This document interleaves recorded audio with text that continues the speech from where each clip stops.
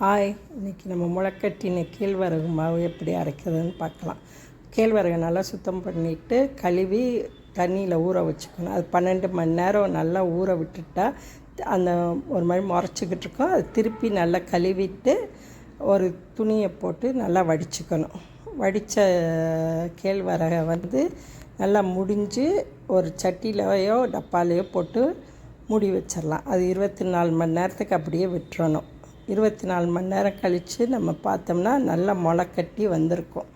அதை நிலக்காய்ச்சலில் நம்ம காய வச்சு ஒரு 2 நாளைக்கு நல்ல நிலக்காய்ச்சலில் நல்லா காஞ்சதுக்கப்புறம் நல்லா சூடு வர கொஞ்சம் வறுத்துக்கணும். ஸ்லோ ஃப்ளேமில் வச்சு தான் வறுக்கணும்.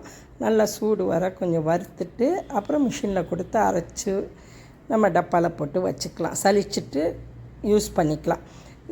இந்த கேழ்வரகு முளைக்கட்டின கேழ்வரகில் நிறைய சத்துக்கள் இருக்குது, வைட்டமின்கள் இருக்குது. இது எளிதில் ஜீரணமாகிற சக்தியும் இருக்குது. அதனால் குழந்தைகளுக்கெல்லாம் ரொம்ப நல்லது. அப்புறம் சர்க்கரை அளவையும் கட்டுப்படுத்தும்.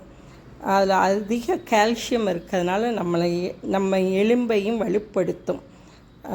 உடல் எடையை குறைக்கவும் உதவும். நார் சத்தும் அதிகமாக இருக்கிறதுனால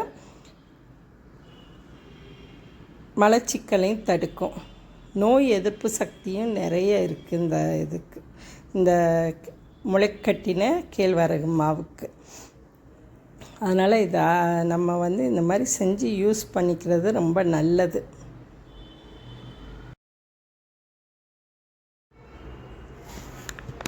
நல்லா லோ ஃப்ளேமில் வச்சு வறுத்துக்குங்க.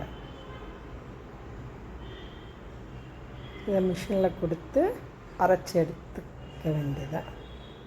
அரைச்ச மாவை திருப்பி நல்லா சலிச்சுட்டு டப்பாவில் போட்டு வச்சுக்கலாம். தேங்க்யூ.